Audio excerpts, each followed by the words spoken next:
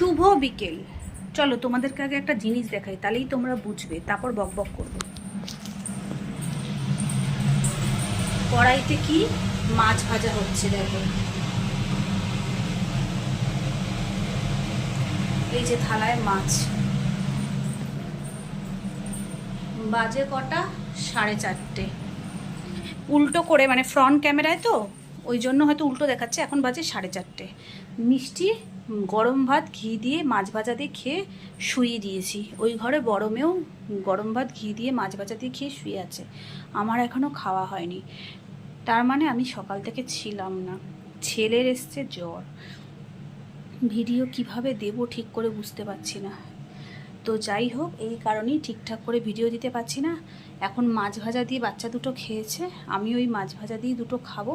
আগে শোবো, শরীর খারাপ লাগছে, তারপর ভাজা মাছটা রেখে দেবো, রাতে রান্না হবে।